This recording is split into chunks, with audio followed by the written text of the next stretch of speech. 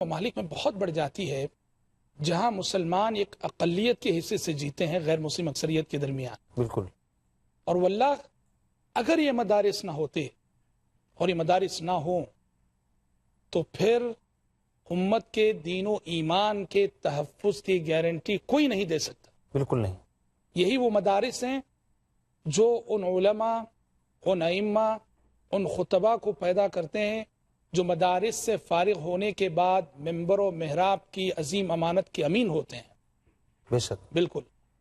تو یہ اس حیثیت سے بنیادی کردار ادا کرتے ہیں مدارس دین کے تحفظ میں، دین کی حفاظت میں، امت مسلمہ کی مسلسل رہنمائی میں. تو اس حیثیت سے یہ بجلی گھر ہیں. جس طرح سے ایک بجلی گھر پورے گاؤں کو روشن کرتا ہے، پورے شہر کو روشن کرتا ہے، یہ وہ بجلی گھر ہیں جو پورے ملک کو اور پوری دنیا کو منور کرتے ہیں.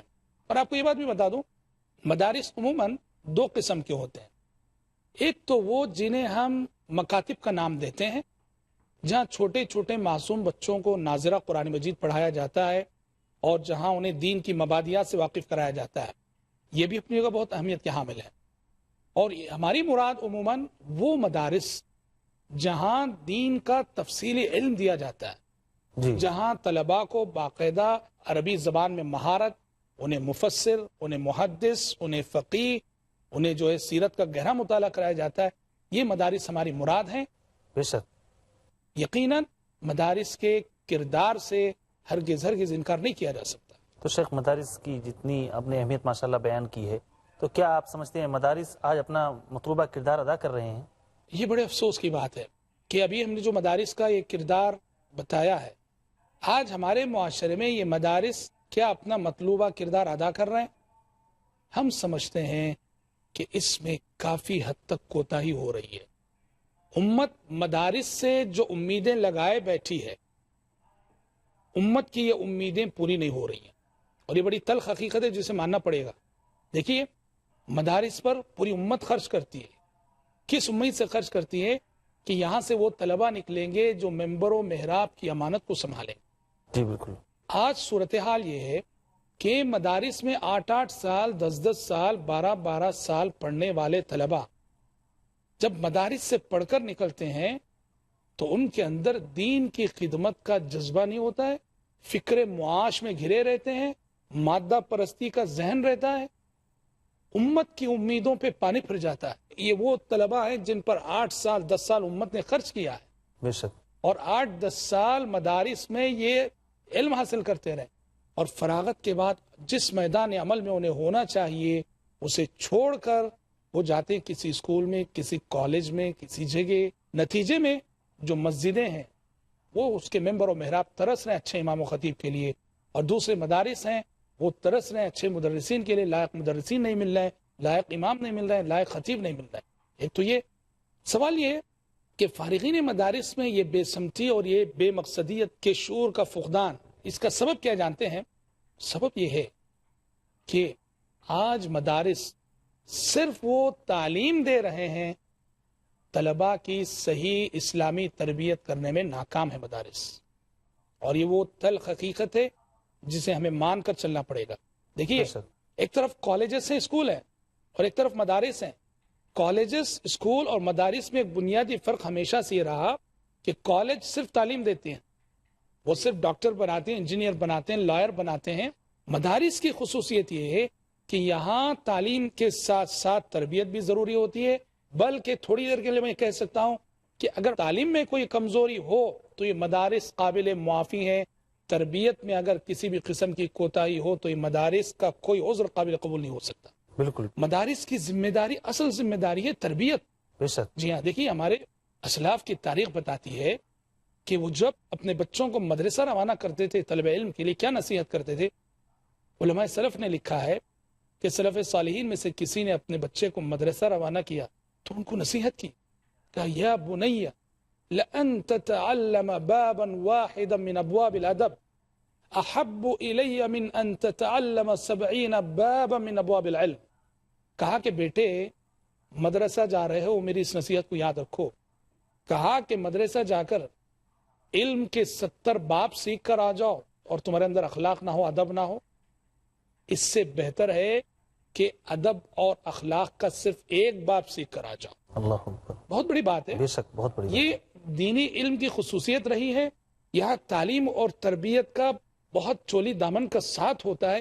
یہاں نہ تعلیم کو تربیت سے جدا کیا جا سکتا ہے اور نہ تربیت کو تعلیم سے جدا کیا جا سکتا ہے. مگر افسوس ہے کہ اس وقت موجودہ صورتحال مدارس کی یہ ہے کہ مدارس میں تربیت کا فقدان ہے. اور اس کا بنیادی سبب یہ ہے، جیسے عربی زبان میں کہا جاتا ہے کیف با یکن المعلم یکن تلامید، استاد جیسا اسے شاگرد ویسے. ظاہر بات ہے بالکل. آج اساتذہ میں جو خلوص، جو للہیت، جو تقوی، جو تعلق باللہ ہونا چاہیے، آج اساتذہ میں وہ چیز نہ رہی. اور عربی زبان میں مشہور ہے فاقد الشیء لا یعطی، بالکل. کہ ایک شخص جس کے پاس ایک چیز ہے نہیں وہ دوسروں کو کہاں سے دے سکتا ہے. تو نتیجے میں جب اساتذہ ان چیزوں سے عاری ہو گئے تو ایسے اساتذہ سے نئی نسلوں کی تربیت بھی نہیں ہو سکتی. اور یہی ہو رہا ہے مدارس میں کہ آج مدارس تربیت میں بری طرح سے ناکام ہے.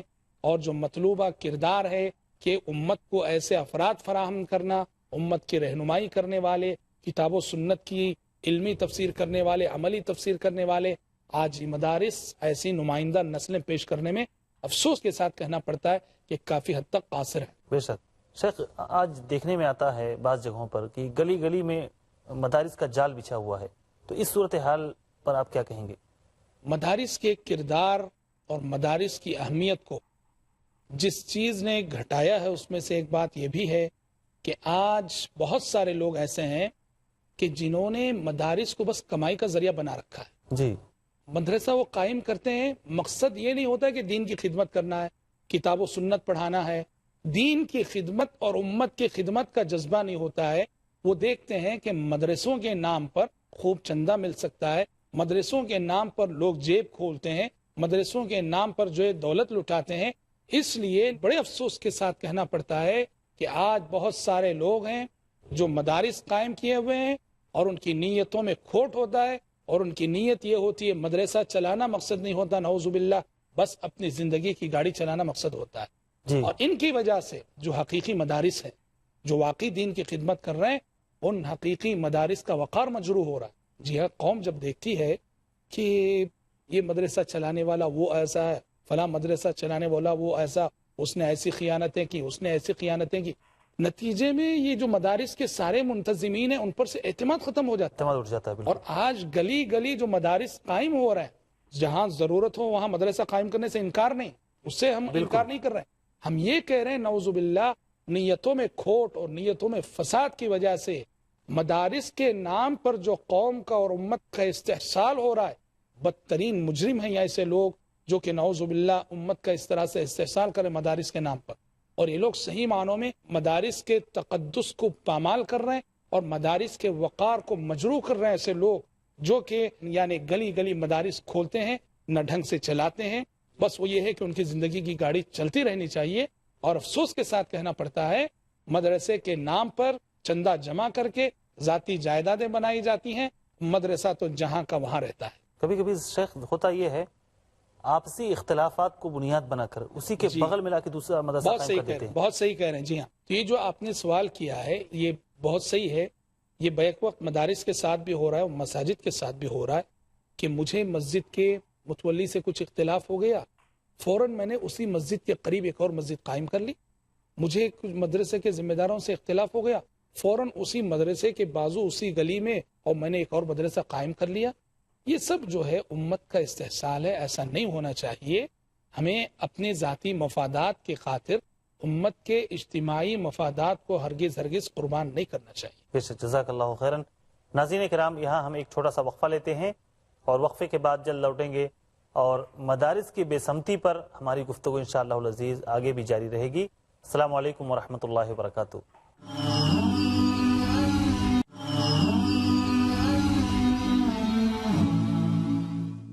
السلام علیکم ورحمۃ اللہ وبرکاتہ. ناظرین اکرام، وقفے کے بعد دوبارہ ہم آپ کی خدمت میں حاضر ہیں. وقفے پہ جانے سے پہلے ہماری جو گفتگو چل رہی تھی اور آج کے اس حلقے کا جو ہمارا موضوع ہے وہ ہے مدارس کی بے سمتی. اب میں اپنے شیخ محترم سے جاننا چاہتا ہوں کہ شیخ اور کیا کیا الجھنیں ہیں جو ان مدرسوں سے تعلق رکھتی ہیں؟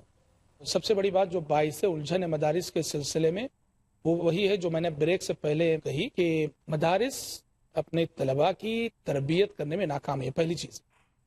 اور دوسری چیز کہ بعض مدارس ایسے ہیں کہ جو خیر تربیت وہ نہیں کرتے ہیں، وہ ایک قصور، کم از کم تعلیم تو دیں، لیکن بعض مدارس ایسے ہیں کہ جہاں کوئی ٹھوس تعلیم بھی نہیں دی جاتی، نہ ان کے پاس کوئی نظام تعلیم ہوتا ہے، نہ ان کے پاس کوئی مضبوط نصاب تعلیم ہوتا ہے، نہ ان کے پاس کوئی اچھا نظم تعلیم ہوتا ہے، نہ ان کے پاس اچھے اور لائق اساتذہ ہوتے ہیں۔ بڑی معذرت کے ساتھ میں عرض کرتا ہوں کہ آج بہت سارے ایسے مدارس ہیں جہاں سچ کہیں تو بچوں کی زندگیوں سے کھلواڑ ہو رہا ہے۔ یقیناً بڑے بڑے مدارس ہیں جن کی خدمات بہت ہی قابل قدر ہے، الحمدللہ آج بھی، لیکن ہم ان مدارس کی بات کر رہے ہیں جو نہ تعلیم دے رہے ہیں بچوں کو اور جو نہ تربیت، بس زندگی گزری جا رہی۔ سوچئے کہ والدین کتنی ارمانوں سے اپنے بچوں کو لا کر جماتے ہیں مدارس کے اندر، بالکل یہاں والدین کے ارمانوں کا خون ہوتا ہے، بچوں کا مستقبل ضائع ہوتا ہے۔ تو مدارس وہی چلیں اور وہی مدارس چلائے جائیں جہاں بچوں کو ٹھوس تعلیم ملے، جہاں بچوں کو تربیت ملے۔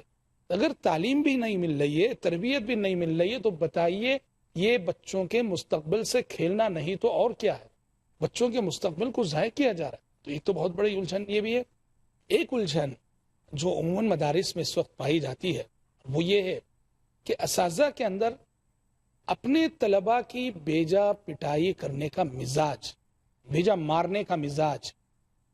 دیکھیے مار ضروری ہے، کہاوت مشہور ہے، استاد کی مار پھول کا ہار، لیکن مار کو تأدیب ہونا چاہیے نہ کہ تعذیب۔ جی، مار کو تأدیب ہونا چاہیے نہ کہ تعذیب، یعنی مار ایسی ہو جو ادب سکھانے والی، سلیقہ سکھانے والی، تربیت دینے والی۔ مار کو عذاب نہیں ہونا چاہیے، ادب سکھانے والی مار ہو تو بہت اچھی بات ہے، جسے کوئی دشمن مار رہا ہے۔ ہاں جی، پیارے نبی صلی اللہ علیہ وسلم نے اجازت دی ہے، والدین کو اجازت دی ہے۔ فرمایا آپ صلی اللہ علیہ وسلم نے ایک حدیث میں کہ وَلَا تَرْفَعْ عَنْهُمْ عَصَاكَ أَدَبًا، جی، کہ فرمایا کہ اپنے بچوں کو ادب سکھانے کے لیے اگر لاٹھی کے استعمال کی نوبت بھی آتی ہے تو استعمال کرو، مقصد کیا ہے؟ ادب سکھانے کے لیے۔ تو مار ایسی ہونی چاہیے جو تہذیب اور شائستگی کی حدود میں ہو۔ تہذیب اور شائستگی کی حد میں جو مار ہوتی ہے وہ مطلوب ہے، اس سے طالب علم بہت کچھ سیکھتا ہے۔ جی ہاں، بالکل، مگر اس کے بجائے ایسے پٹائی کرنا بچوں کی کہ جیسے وہ اپنا پورا غصہ اتار رہا ہو استاد، چھوٹے چھوٹے بچوں کو ایسے پیٹا جائے جیسے کسی قیدی کو جیل میں مارا جا رہا ہو، یہ بہت ہی افسوسناک صورتحال ہے۔ اور ہم آپ کو بتا دیں اس وقت عالمی سطح پر اس طرح مارنے کو قانوناً جرم تسلیم کر لیا گیا ہے۔ آج اگر کوئی استاد اپنے کسی طالب علم کو بیجا پٹائی کرتا ہے، بہت زیادہ مارتا ہے، وہ والدین اس استاد کو ایک مجرم کی حیثیت سے عدالت کے کٹہرے میں کھڑے کر سکتے ہیں۔ جی، اس وقت قانون کی صورتحال ہے۔ ایسے میں مدارس کے اساتذہ کو چاہیے کہ ان کے اندر تربیت کا ایسا سلیقہ ہو کہ لاٹھی کے بغیر وہ تربیت کر سکیں۔ اور واللہ کہتا ہوں کہ اگر سلیقہ ہو میرے اور آپ کے اندر تو لاٹھی کی ضرورت نہیں پڑے گی۔ لاٹھی کی ضرورت پڑ رہی ہے تو شاید میرے اندر کہیں کمی ہے اور آپ کے اندر کہیں کوئی کمی ہے۔ ہاں، ہم مانتے ہیں بعض طلبہ بہت ہی شریر قسم کے ہوتے ہیں اور ان کے لیے کہیں کہیں لاٹھی کی ضرورت ضرور ہوتی ہے، مگر ہر وقت مارا جا رہا ہے، ہر طالب علم کو مارا جا رہا ہے، ہاں، یہ تو اچھا مزاج نہیں ہے۔ موجودہ قانونی صورتحال میں اس سے مدارس بدنام ہو سکتے ہیں اور اساتذہ کو اس چیز سے بالکل بچنا چاہیے۔ بے شک، مدارس کے اندر جو بہت ساری الجھنیں پائی جاتی ہیں ان میں سے ایک الجھن یہ بھی کہ اساتذہ جو مدارس میں پڑھانے کے لیے رکھے جاتے ہیں ان کے اندر تربیتی ناحیے سے اور اخلاقی ناحیے سے کمی ہو۔ مثلا استاذ ہے بے نمازی، بھائی ایک کالج میں اگر کوئی ہو تو تھوڑی دیر کے لیے سمجھ میں آتا ہے، حالانکہ وہاں بھی قابل برداشت تو نہیں ہو، بالکل، مسلمان جہاں بھی رہے اس کو تو نمازوں کا پابند ہونا ہے۔ کالج میں کوئی پڑھانے والا بے نمازی ہو تو سمجھ میں آتا ہے، جی، مدرسے میں ہو اور بے نمازی ہو، یہ تو بہت ہی افسوسناک۔ بے شک، جیسے کہا گیا طلبہ اپنے اساتذہ کا عکس ہوتے ہیں، لہذا استاذ اپنے کردار میں جتنا مثالی کردار کا حامل ہوگا اسی قدر وہ اپنا اثر طلبہ پر چھوڑے گا. افسوسناک بات ہے کہ تربیت کرنے والے خود تربیت کے محتاج ہوں. جی ہاں. اور اسی طرح سے ہم سمجھتے ہیں کہ مدارس کے اندر جو بہت ساری الجھنیں، اس میں سے ایک جو چاپلوسی کا مزاج ہوتا ہے کہ بعض اساتذہ ذمہ داران کے پاس چاپلوسی کریں، چاپلوسی کا مزاج رکھ کر ان سے قربت حاصل کرنا، ان سے تقرب حاصل کرنا، اور اس تقرب کے ذریعے، اس چاپلوسی کے ذریعے اپنی کمزوریوں کو چھپانا. تعلیم میں پڑھانے میں ہم کمزور رہیں گے، اپنی ذمہ داریوں کی ادائیگی میں ہم کمزور رہیں گے. اس کمزوری پہ ہم پردہ ڈالنا چاہتے ہیں چاپلوسی کے ذریعے سے اور ان کی قربت حاصل کر کے. یہ سب بہت سارے ایسے مسائل ہیں جو ہمارے مدارس کے تقدس کو پامال کر رہے ہیں اور مدارس کے وقار کو مجروح کر رہے ہیں. تو شیخ، مدارس کی جدید کاری کے بارے میں آپ کی کیا رائے ہے؟ دیکھیے، مدارس کی جدید کاری کی آواز شد و مت کے ساتھ اٹھائی جا رہی ہے کہ مدارس کے اندر عصری علوم پڑھائے جانے چاہیے، اور باقاعدہ حکومتی سطح پر حکومتیں بھی اس سلسلے میں دلچسپی لینے لگی ہیں کہ مدارس کے اندر دینی علوم کے ساتھ ساتھ عصری علوم پڑھائے جانے چاہیے. یہ نعرہ بہت آج کل جو ہے اٹھایا جا رہا ہے. جی ہاں، بالکل. ہم سمجھتے ہیں کہ دینی مدارس میں عصری علوم داخل کرنے کے سلسلے میں ایک موقف اگر قائم کرنا ہو تو اس وقت ذرا ان مدارس پہ نظر ڈالے جو عملاً یہ تجربہ کر رہے ہیں. تو عملاً اس وقت جن مدارس میں یہ تجربہ ہو رہا ہے کہ دینی تعلیم کے ساتھ ساتھ جو مدارس عصری تعلیم دے رہے ہیں، دو طرح کے تجربے اس وقت ہمارے سامنے ہیں. ایک تو ایسے مدارس کہ جو عصری علوم کو داخل کرنے کے بعد دینی علوم اور عصری علوم میں توازن کو برقرار نہ رکھ سکے، پوری طرح سے توجہ اساتذہ مینجمنٹ کی بھی اور طلباء کی بھی عصری علوم کی طرف ہو گئی، اور دینی علوم کو ثانوی حیثیت دے دی گئی، ثانوی درجہ دے دیا گیا. یہ تو ہم سمجھتے ہیں کہ مدارس کے ساتھ بہت بڑا کھلواڑ ہے. مدارس کی مقصدیت کو ختم کرنے کی سازش اگر ایسا ہوتا ہے تو، اور یہ بہت ہی افسوسناک بات ہے. ہاں، وہیں ایسے کچھ مدارس بھی ہمیں دیکھنے کو ملتے ہیں کہ جو عصری علوم کو داخل کرنے کے بعد دینی علوم اور عصری علوم کے درمیان توازن کرنے میں کسی حد تک یا کافی حد تک کامیاب چل رہے ہیں. بعض مدارس ہم سمجھتے ہیں کہ اس توازن کے ساتھ اگر یہ چیز آتی ہے تو اس کو قبول کرنے میں کوئی زیادہ حرج نہیں ہونا چاہیے، اس لیے کہ جدید دور کے بدلتے حالات میں بہت ضروری ہے کہ فارغین مدارس میں زمانے کی مزاج شناسی آئے. بے شک. اور زمانے کا مزاج شناس بننے کے لیے بہت ضروری ہے کہ زمانہ جن علوم سے بحث کر رہا ہے، زمانہ جس سمت میں ترقی کر رہا ہے، ان علوم کو سمجھیں، اس سمت کو سمجھیں فارغین مدارس. اس نیت سے اگر عصری علوم پڑھائے جاتے ہیں تو الحمدللہ توازن کو برقرار رکھ کر تو ہم سمجھتے ہیں کہ بات کسی حد تک ٹھیک ہے. تاہم اتنی بات یاد رہے کہ خود دینی علوم اپنے اندر اتنی وسعت رکھتے ہیں کہ بہت سارے مدارس جو خالص دینی علوم پڑھاتے ہیں، آج جو صبح سے شام تک 8 یا 9 گھنٹیاں پڑھائی جاتی ہیں، تعلیم دی جاتی ہے، وہ دینی علوم کے لیے خود ناکافی ہیں. صحیح بخاری ختم نہیں ہو پاتی ہے، تفسیر کا مادہ ختم نہیں ہو پاتا ہے، جبکہ فل ٹائم آپ دینی علوم پڑھا رہے ہیں. ایسے میں عصری علوم کو داخل کرنا یقیناً بہت بڑا چیلنج ہے. لیکن جیسے میں نے کہا، زمانے کے تقاضوں کے پیش نظر اس چیلنج کو شاید ہمیں فیس بھی کرنا ہے. بالکل. لیکن فیس کرنے کی قیمت بھی ہمیں چکانی پڑے گی. اس کے لیے جو مینجمنٹ ہوتا ہے، مینجمنٹ کو بہت دور اندیش ہونا چاہیے، اور ہر قدم اس کی نظر ہونی چاہیے کہ کہیں یہ دینی علوم اور عصری علوم کا توازن بگڑ تو نہیں رہا ہے. کہیں ایسا تو نہیں ہو رہا ہے کہ طلبہ یا اساتذہ کی نظروں میں دینی علوم سے زیادہ عصری علوم ہو رہے ہوں، اور کہیں ایسا تو نہیں کہ ہمارے طلبہ عصری علوم کی تعلیم کو یہ سمجھ کے حاصل کر رہے ہوں کہ یہ ہماری جو ہے مستقبل کو ذریعہ معاش کے طور پر اس کو جو ہے پڑھ رہے ہیں. جبکہ ان علوم کو پڑھنے پڑھانے کا مقصد کیا ہونا چاہیے کہ طلبہ کے اندر زمانے کی مزاج شناسی آ سکے. یہ مقصد ہونا چاہیے، اور اس مقصد کے تحت اگر وہ پڑھائے جاتے ہیں عصری علوم تو ہم سمجھتے ہیں کہ وہ بھی دین کا ایک حصہ ہے. بے شک. جزاک اللہ خیرن.